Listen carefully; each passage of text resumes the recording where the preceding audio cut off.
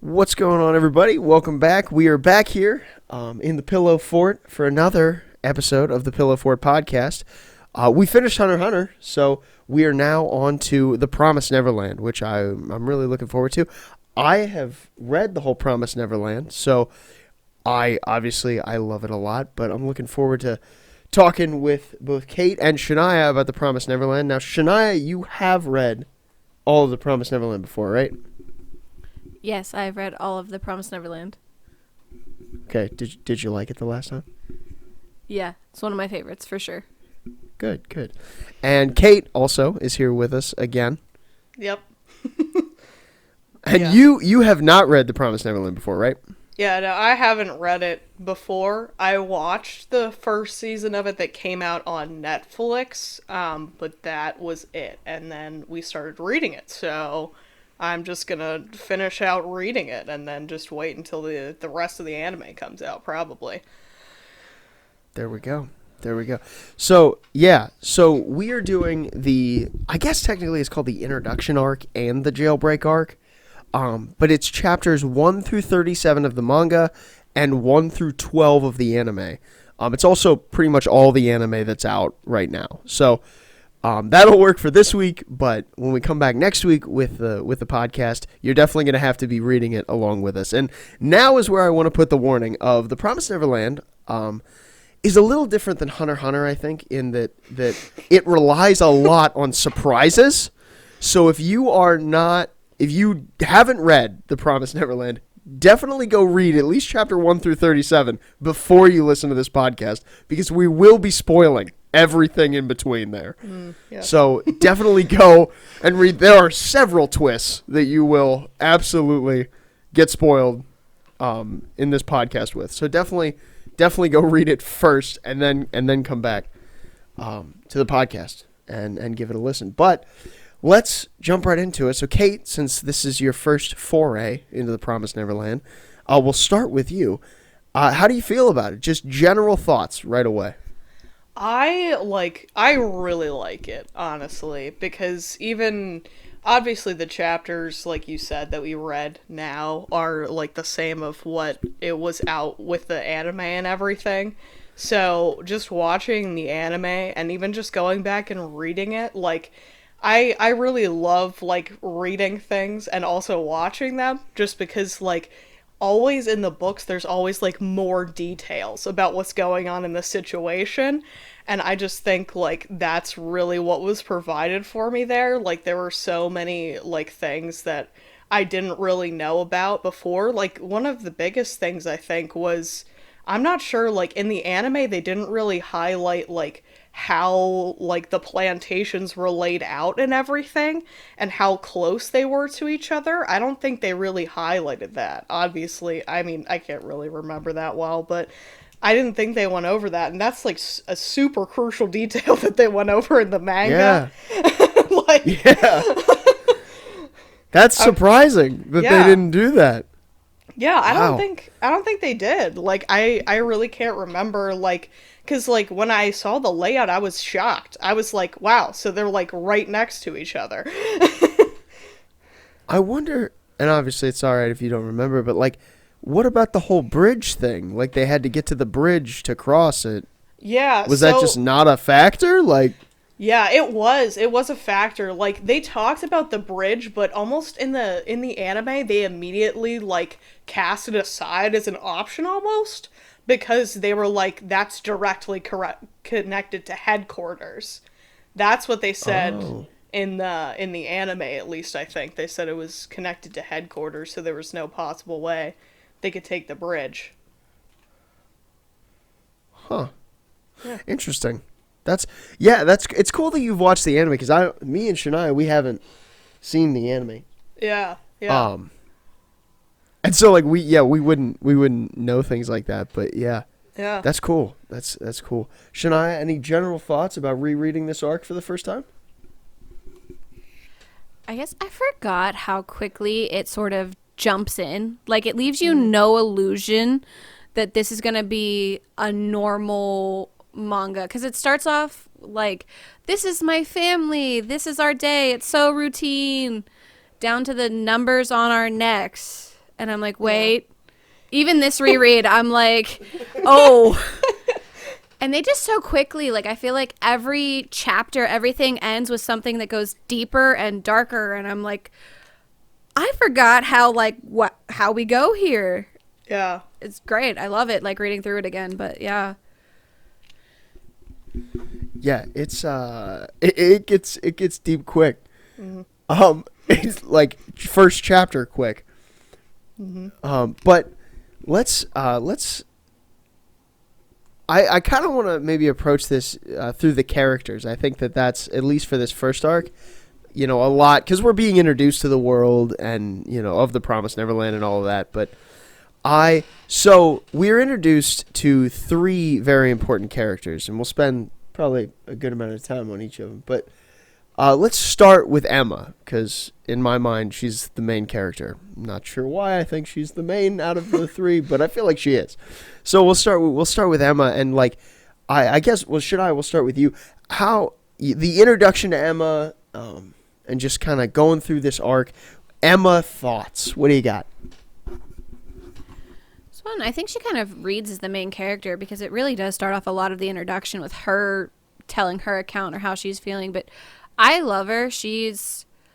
I think she's, having read it before, I think she's my favorite character altogether, and definitely so far in this read through she is. I like that she connects the other 2 that we're going to be talking about, Ray and Norman. I like how she connects them, and I like how she brings everyone else together.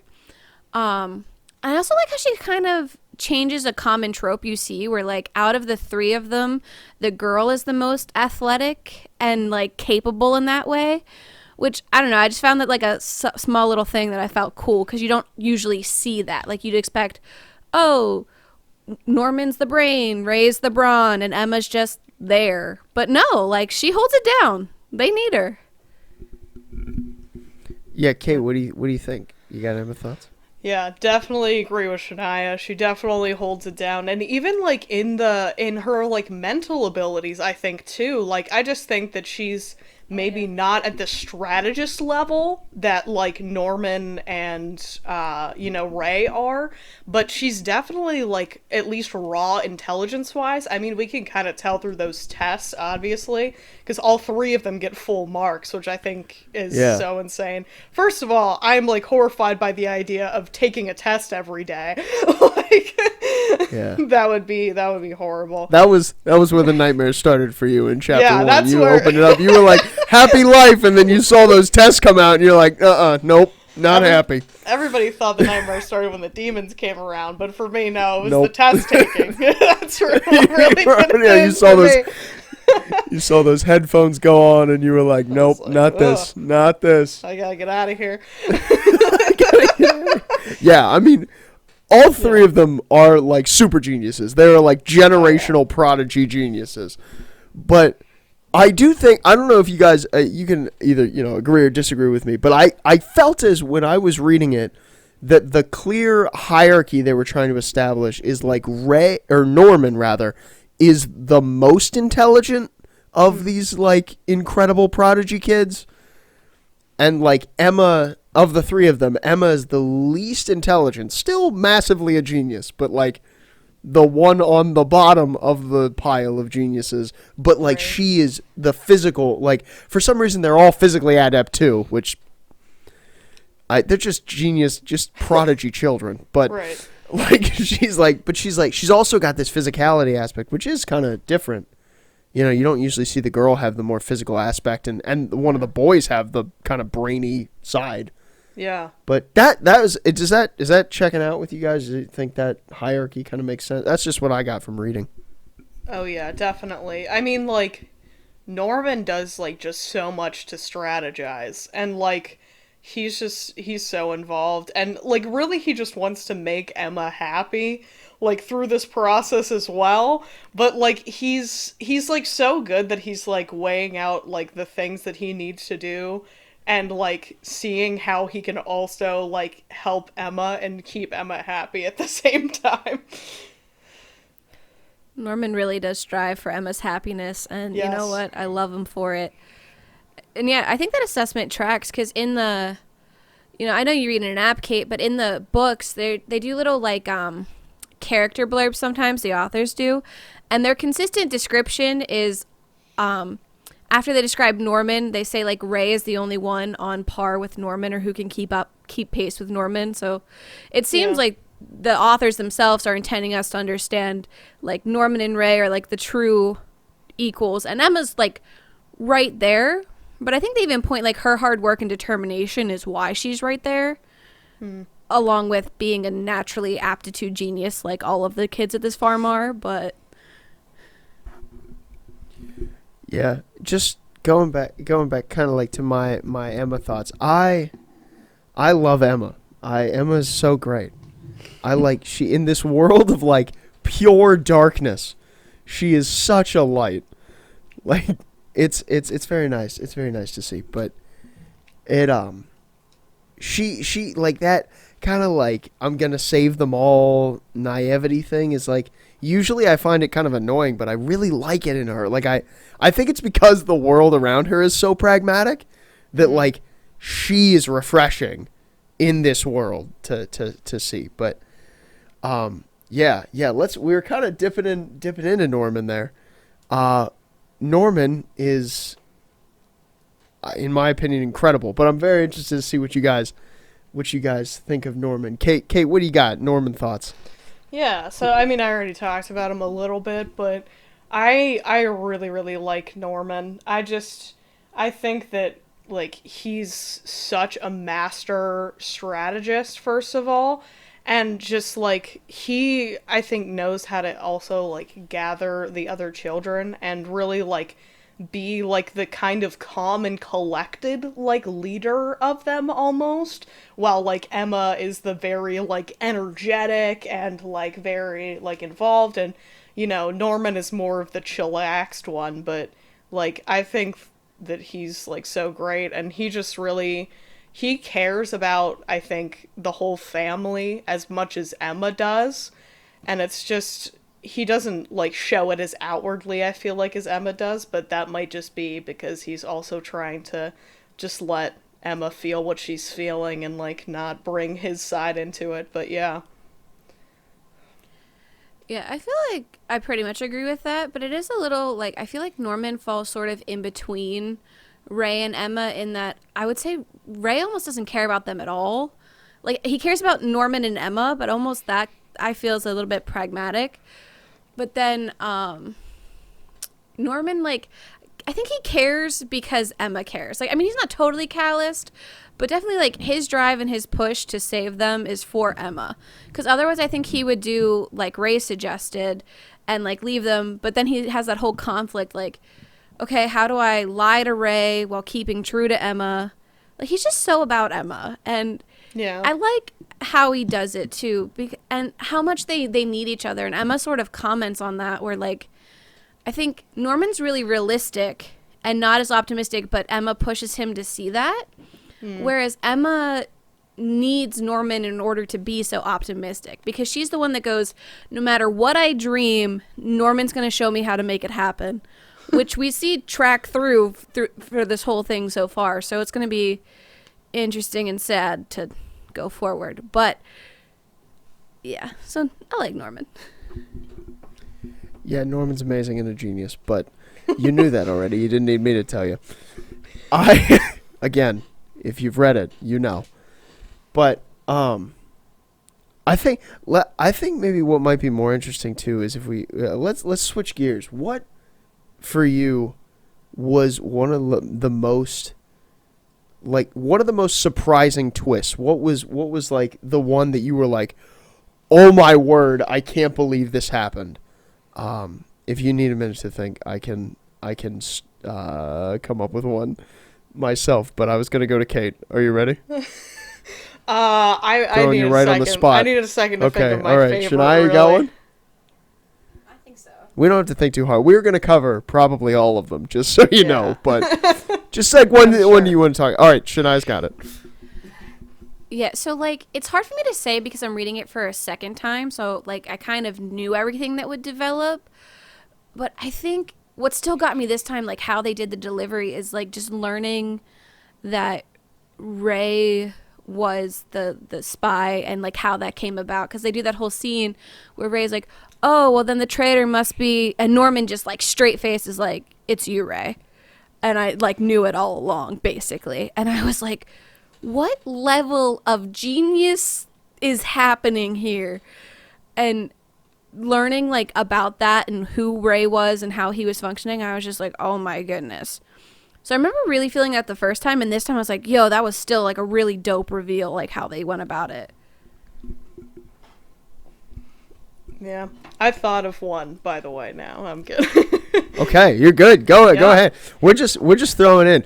Oh yeah. Go ahead. If you have one, go ahead. So I think probably definitely the most shocking to me was when like Mom Isabella like found out about like their plan like to distract her so that they could investigate the wall, and then she comes over, and when they still resist, she broke Emma's leg.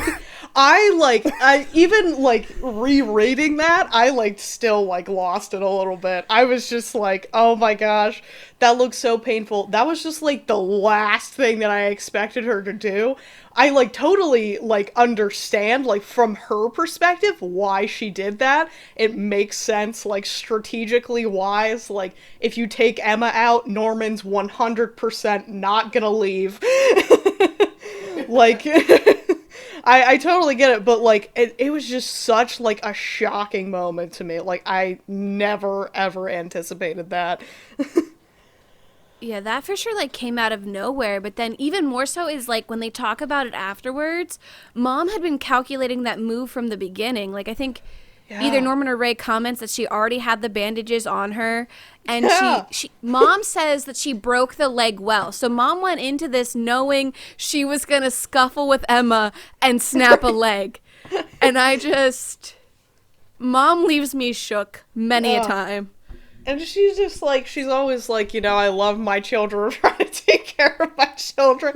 And I'm like, I'm pretty sure intentionally breaking one of your children's legs isn't loving for them fully, but you know. Tough. It's tough to see. It's tough to see the love there. That's a great transition to talk about Isabella. Holy cow. Oh, yeah. There's like such a range of things we find out about Isabella in this arc.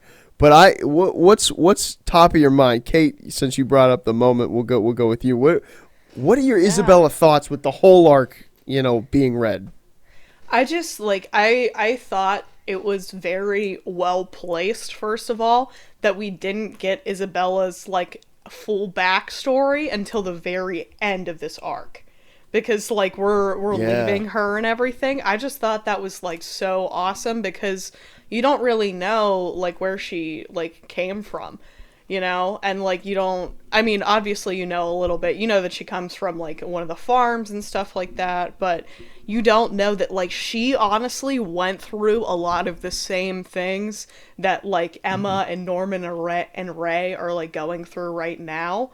And it's just, it's so crazy to see it like from now her like grown perspective. Also, like Ray is her actual like baby, which was like so crazy to me. Like I was like, and then as soon as you find that out, like I started thinking about, you know, like that was probably a part of the reason why like she made the deal with him in the first place. But I don't know if there's like any actual like side to that, or if it was just solely for like her own gain through this. But yeah, definitely super, super interesting character. Yeah, I think one of the things that really, like, in that I'm so glad that I think it's actually, like, chapter 37. I think it's the last chapter of this arc. Yeah. But we get that little, like, half the chapter is, like, a flashback with her, of her, like, living on the farm. And we see her, like, get to the wall. Like, as a kid, she, like, gets to the wall and looks down and goes, and, like, in her mind, she's like, there's no way out. I have to just live in the system. And that's when whoever her mom was like, started training her to be a mom. And so Isabella's just like thrown herself into that. But yeah, oh my gosh, there are times in this arc where she is terrifying. There's that one moment where Emma's looking at it's real early on, but Emma's looking at the board and like sees some picture of Connie, like the girl who got killed in the first chapter. Sees some picture with her, and Mom like bends down with like eyes wide looking at her, like trying to see if she has like a reaction.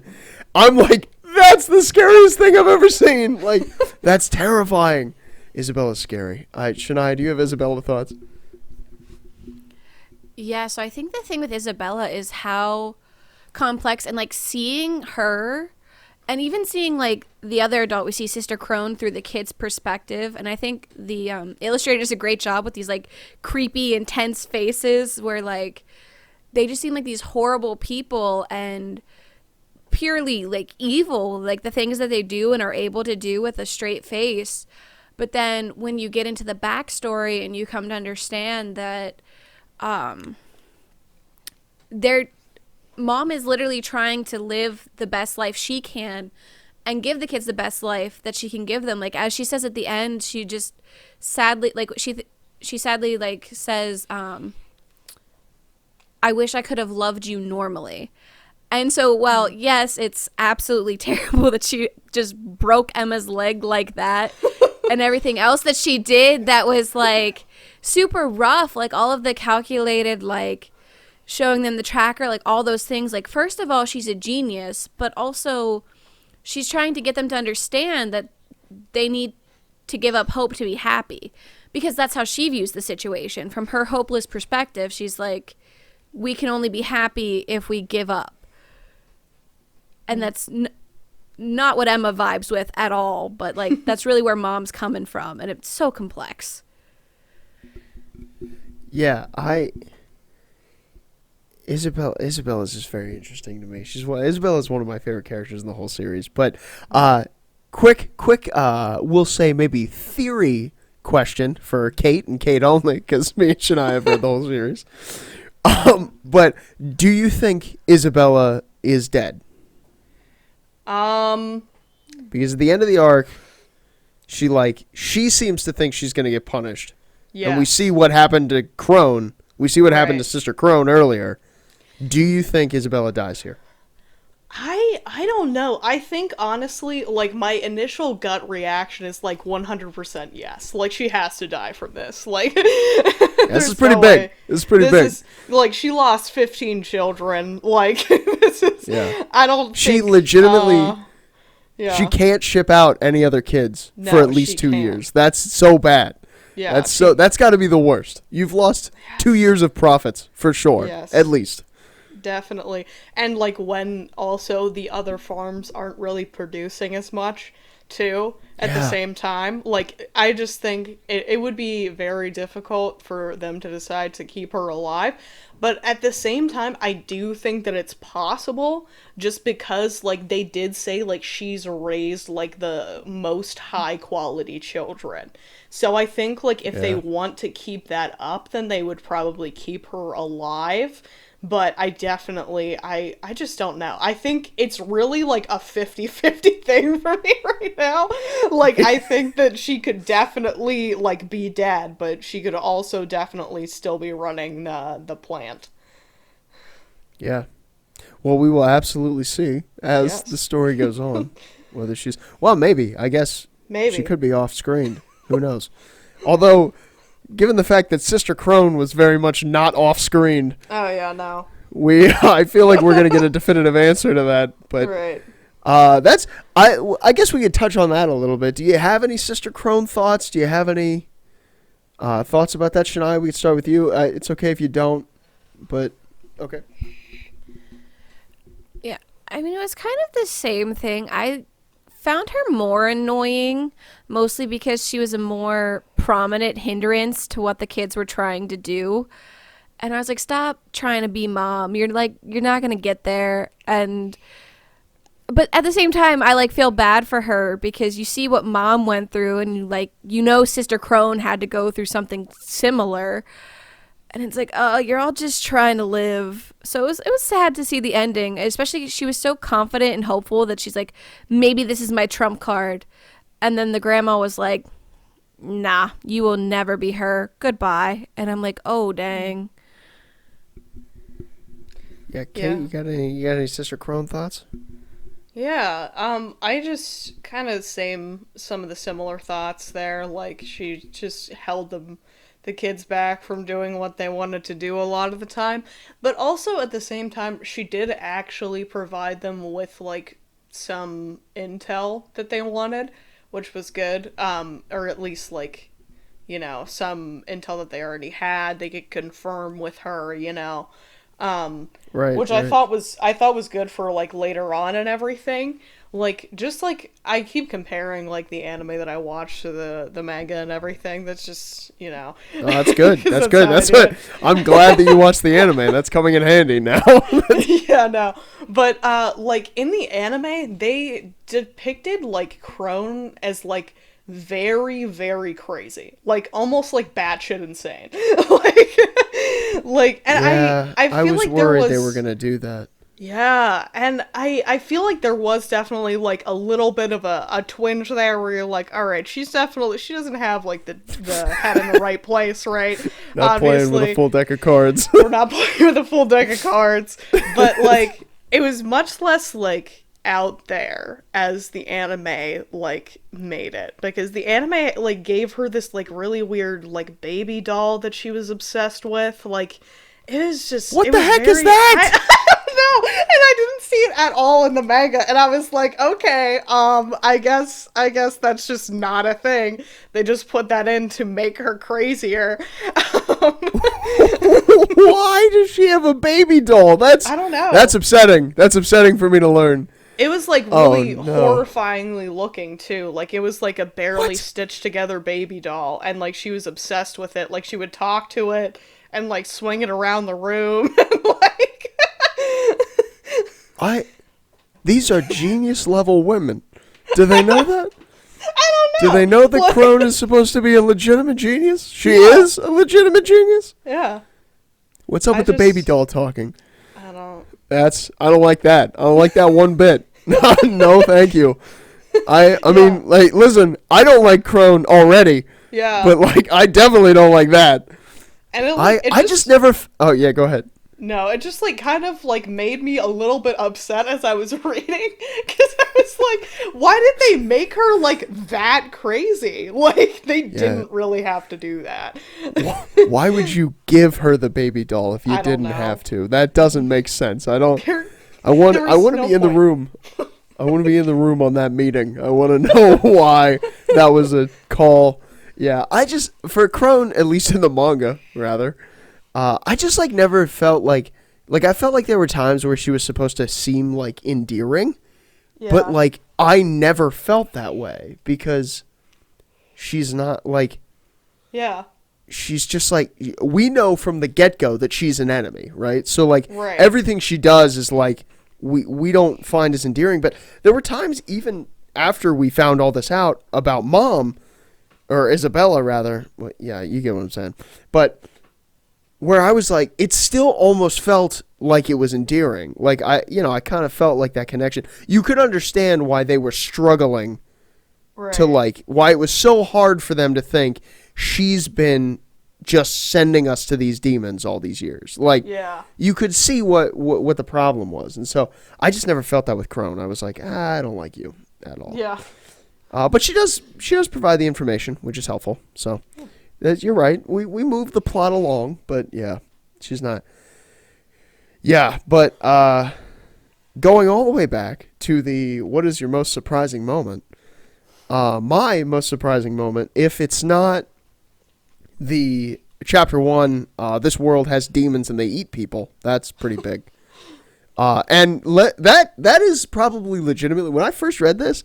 That is probably why I read it for so long, is because Yeah. that was like because you get like the creepy like we get up, we eat breakfast, we have numbers on our necks, and you're like, that's wrong. What's going on there? And then you're like, we take tests, and like the atmosphere is like real creepy, and you're like, what's going on with these tests, guys? Like, you like get worried, but then that happens, and you're like, all right, I knew something was off, but I didn't know it was this. This was not what I thought. Like, I just like, but when there's a so like when they're finally going to escape, I remember when I first read it too, when Ray pours the lighter fluid on himself, I was like, oh my gosh, he's gonna die. And then when like it goes up in flames and you think he's in there, I was like, oh my word, he's dead. He's dead. He lit himself on fire. He burned himself alive. And I remember like being like thinking that was crazy. And then the other thing is like we just watched Norman get shipped out. So I'm like, no one's safe. Anybody could go now. You know what? Like I was like, if anyone was gonna make it, I was like, Norman, you're gonna make it. And then he doesn't make it, and I'm like, so no one's safe. We're screwed. Doesn't matter. There's no plot armor. There's no plot armor. Does not exist. Is Emma safe? I'm like, I don't know. I'm like, Ray does that, and I was like, when I first read it for like seriously, I was like, he's dead. He lit himself on fire, and now they're gonna run away. But like, Ray's dead too. And I like, yeah, it was tough. It was a tough moment to see. But I say all that to segue into how do we feel about Ray? Because we didn't get to him yet. Kate, how do you feel about Ray? I feel okay about Ray. I didn't like Ray as much as first, to be honest, because I felt like he gave off a very like angsty teen vibe, and I don't really like that vibe. So yeah, he gave off an angsty teen vibe because he's known since infancy that he's being bred to be eaten. He's got well-founded angst. Yes, that edge comes with a price. Oh no, yeah, definitely. I mean, as I learned more about him and that like he has like memories from when he was an infant, I was like, okay, I definitely understand why your attitude is like this. I get it. But yeah, I actually did end up liking him a lot though by the end of this like arc. Like he was really ready to like just sacrifice it all for the rest of them like Norman did, and like that just says a lot about him and like his character. And like, you know, he's such a great like strategist as well, like Norman is. But obviously, you know, there was all that stuff with like him being the spy and everything, and when you like really get down to it, you understand that like he did it because he wanted to save the rest of them. And I think that that's like also like so great that he planned that far ahead. Like since he was 6 years old, he had the foresight to be like, we're gonna break out of here, I'm gonna take my 2 friends with me, and this is how I'm gonna do it.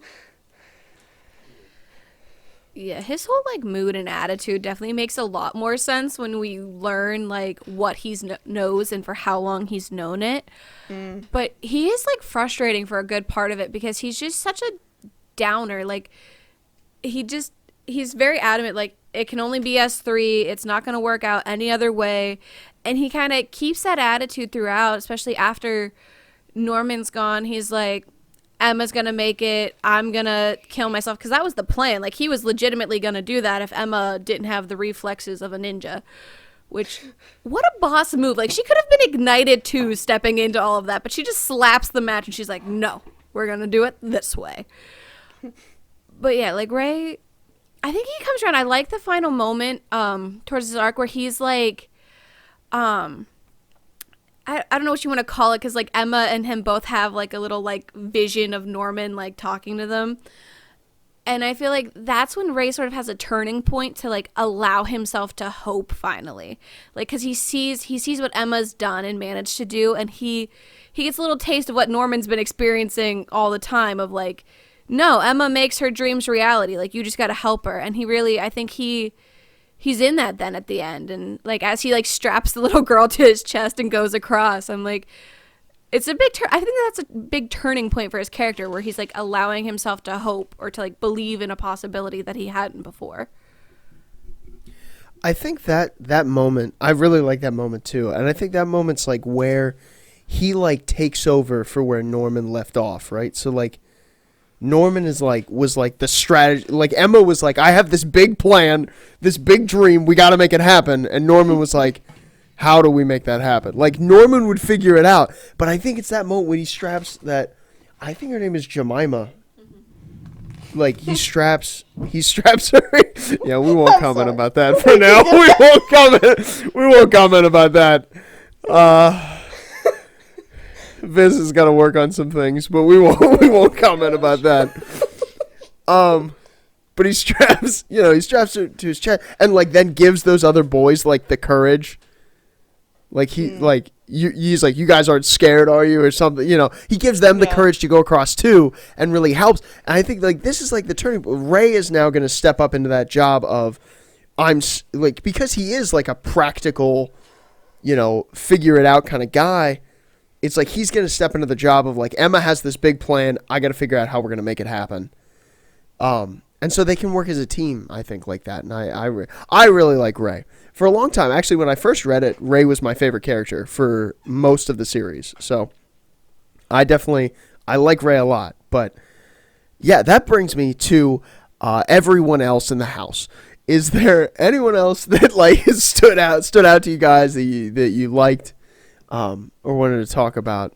Kate, we'll start with you since you're, kind of newer to the series.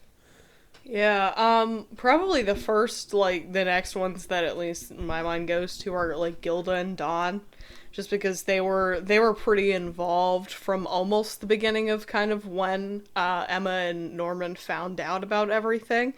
I just like when they went and they did the whole breaking into Mom Isabella's room thing, I was just like, they're gonna get killed. They're gonna get shipped out.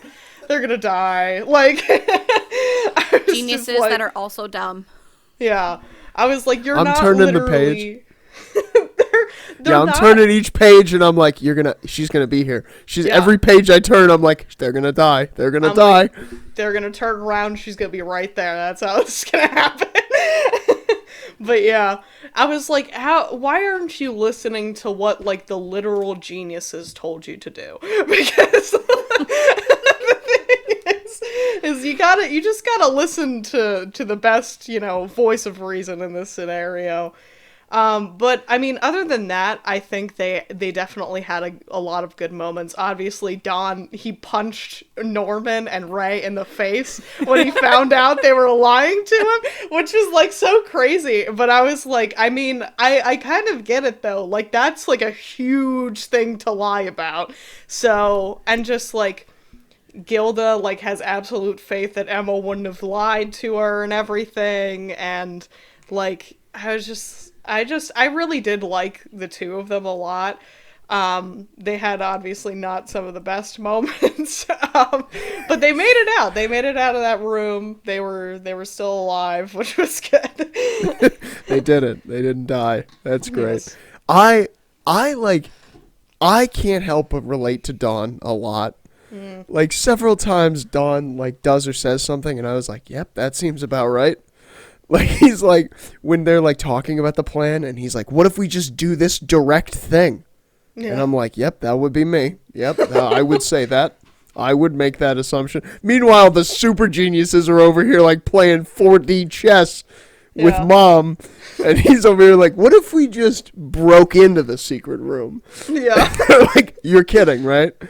It's just very relatable. Very relatable. I love that right after they reveal what they've done, Ray just kind of has that moment where he looks at like Norman and Emma and he's like, I frickin' told you this is what would happen if we brought in more people. This is why it had to be just three. Do you see? Do you see why it had to be just us? Yeah.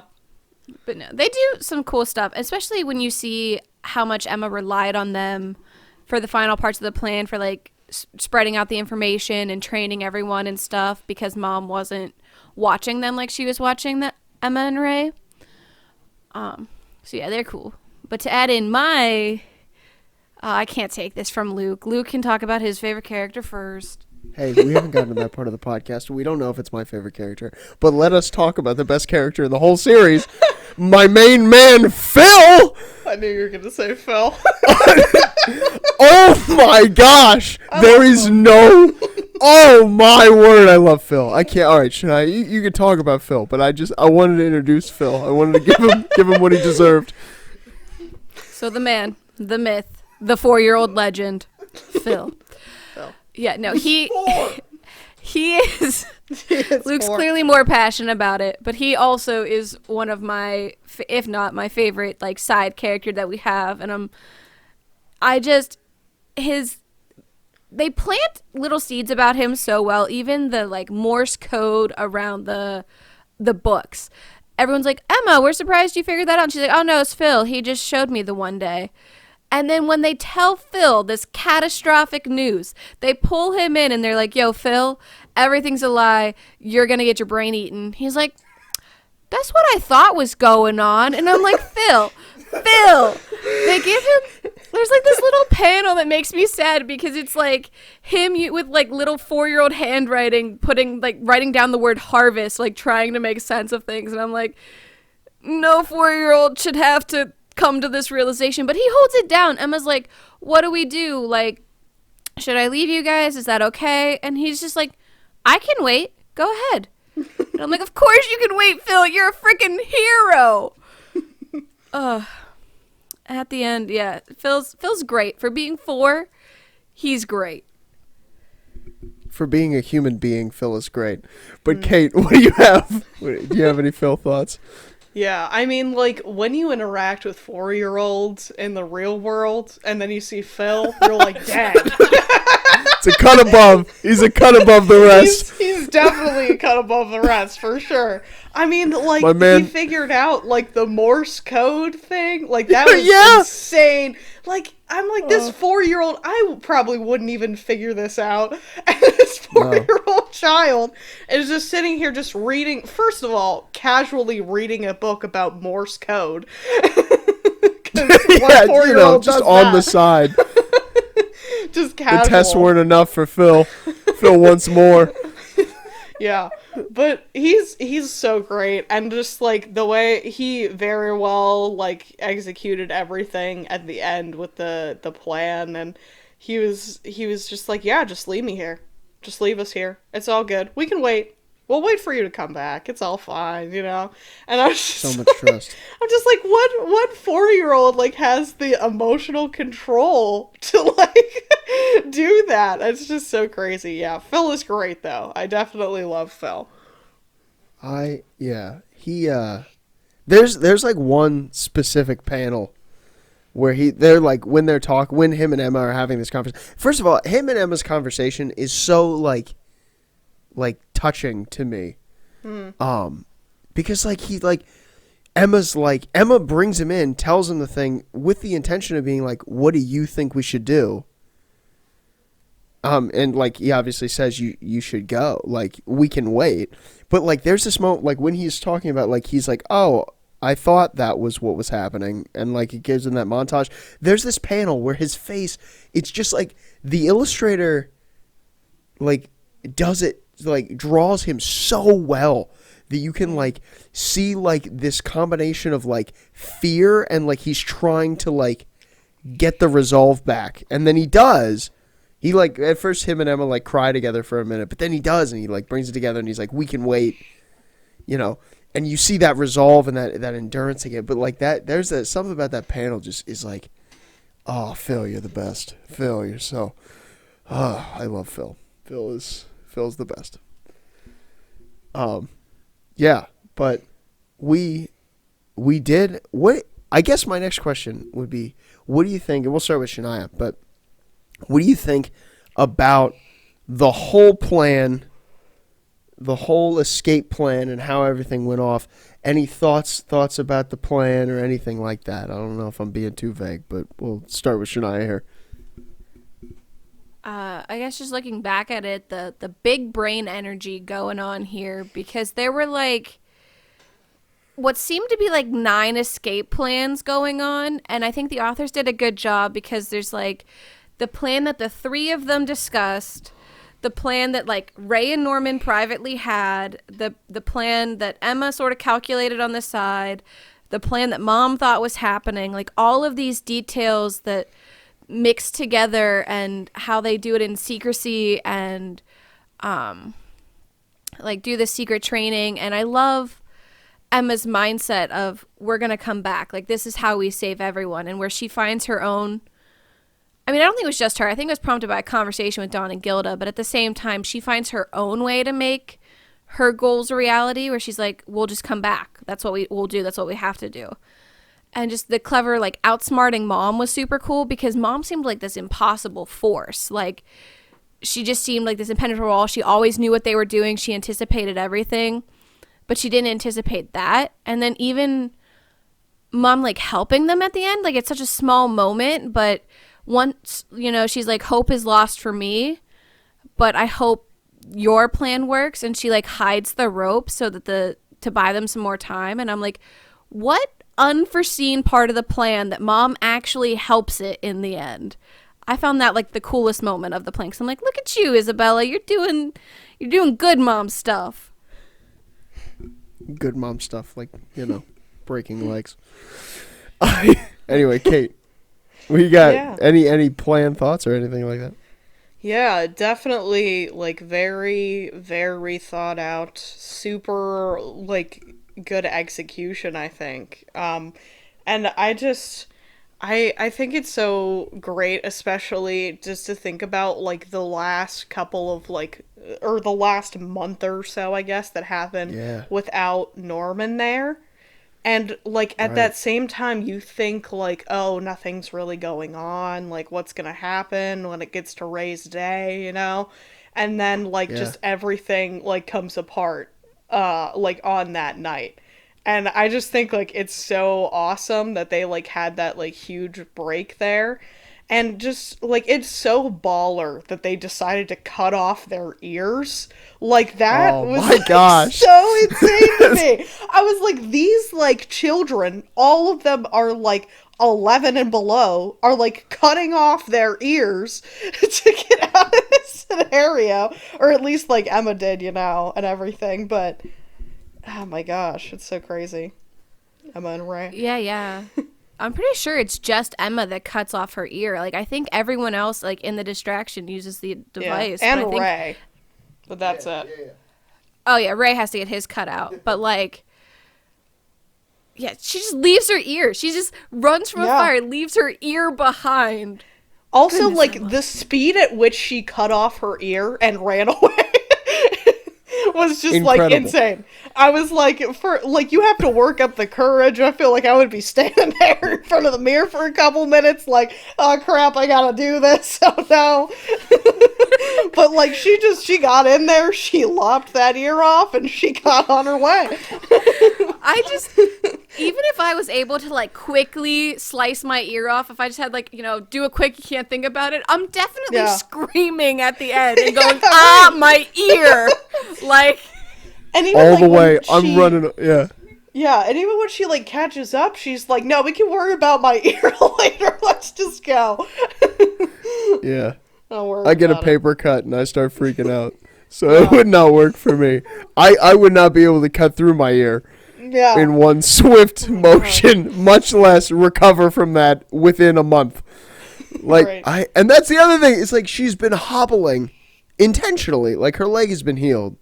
Yeah. But she's been hobbling to, like, make it appear as if it's still recovering for, like, a month and a half or something. Like, for a while. She's just ready to sprint now. Like, anyway, it is very cool. And how many times do you think Dawn had to throw that rope with the rocks tied to it at different trees to get that to work? Because that is... And let me tell you, if he's wrong about that, he's going in the pit. So he's got to be right. He has got to have that nailed down perfectly. Yeah. That worked out. It worked out very well, is all I'm saying. And it's a lot of practice Don probably put into that move, but now he knows how to grapple onto trees from anywhere. What a skill Don now has. Yeah. Could come in handy. Could come in handy. We don't know. We don't know what we're about to face. I don't know. It's a whole world we're about to face out here. But Kate, did you have anything else about this arc that you wanted to talk about? Yeah, I don't know. Like, it obviously, definitely, like, I think the beginning is such, like, a good start, and you're just really not expecting everything to go down the way that it does. and like it seems like it happens so fast in like this first arc. And like when I watched the anime, it felt like there was like a little more time that like you got kind of more settled into like the regular life that they had. And then like the stuff with like Connie and everything happens. And you're just like absolutely blindsided. But yeah, this is so great. I really like this arc and everything. That's interesting that, like, in the anime, it, like, gets you settled in. Because I feel like from the beginning with the manga, it's like, no, nothing is normal or okay here, and we're not even going to give you that illusion. We're just going to keep making it worse. The illusion is you think it's gotten as worse as it's going to get, and then it gets worse. But I think that's something I noticed this read-through, and again, I don't know if it's a book thing or just visible on the app, but they do sometimes little like cover stories or side stories, and they did like this series of 3 from when like they were younger kids, and like Norman is he's like 6, so he's in a medical wing or something like that, and yeah. Emma keeps like breaking in to see him because she's like, you can't be alone, Norman, you're sick, as you know Emma does. And like in the final time that she's there, she like gives him like this cup with string so that they can talk through the door. And which is like, you know, really cute kid stuff. But then when Norman goes to be shipped out and Mom comments on the suitcase being very light, the only thing Norman took in that suitcase was the cup with string. So I'm like, first of all, Norman, you kept it all these years, and you took it with you to be connected to Emma, and it hurts me. So yeah, I noticed that this read through, that hurt. Yeah, Norman's a G. He just smiles and he's like, I can't take it with me. I'm like, what? Oh, you know what's about to happen, buddy. Like, this is not, you're very calm. Norman's cool. But yeah, you told me about that earlier today, Shania, and I was like, I didn't even notice. I didn't even know. But Norman likes Emma. Norman's a big Emma fan, as we all are. Yeah, so let's go into the 3 questions that I'm going to ask every single time. And I'm obviously going to have to change one of these questions going forward. But it's relevant now, so we'll do it now. But one of these questions is definitely going to have to change next week. But first of all, favorite character, I will go first, and it should not be a surprise if you've listened to this podcast so far. Phil is my favorite character, absolutely. I love him from the bottom of my heart, all 4 years of him. I love Phil. He's my favorite. Shania, you want to go? So as I already indicated, as great as Phil is in all his 4-year-old glory, Emma's definitely my favorite right now. I love how she views the world. I love how she brings everyone together, and how, like, beyond the brains and the brawn, she brings the hope. And I love her for that. Yeah. Mine is Ray, I think, at the moment. Just because of a lot of the other, reasons I said I started to like him, I grew to like him before. It's just hard, I think, like, he's been through a lot. It's just hard. He's had a hard life. Like, Buddy's just been through some stuff. He's, like, has memories from being an infant, and, like, demons, like, hold him. Yeah, that's no good. It's a lot, so I definitely, I like Ray a lot, so. Yeah, Ray's super cool. All right, question number 2. And we'll start with Kate and pretty much go backwards from what we did. Your order of what I'm going to call right now is the big 3. And this is the question that's definitely going to have to change next week. But your order of Emma, Ray, and Norman in, your order of them. Kate, go. Yeah, I am probably going to do Ray, Norman, Emma, I think, for my order. Nice. And I'm going to go ahead and reverse that list to be Emma, Norman, Ray. But Hey. And to be real fun about this, Ooh. I think my list is Emma, Ray, Norman. I will say, like I said earlier, Ray was my favorite character for most of the series the first time I read it. But I really, I'm really digging Emma. You know, I'm really into the positive vibes right now. So I'm really digging Emma and Phil, the best character. It's not part of the big three. Well, you can make him now, I guess. Maybe he can be Norman's replacement. maybe he's part of the. Listen, but we're not gonna. We left him behind, Kate. He's gone. We're not gonna. Poor Never Phil. gonna see him again. I don't know. Right. I don't know. They're coming back, so I feel like we're gonna see him again. I mean, I know, but they say they're coming back, and so far Emma has produced on all of those promises. So I believe in them, but I don't know if we're gonna see him next arc. You know, might be a little tough, but yeah.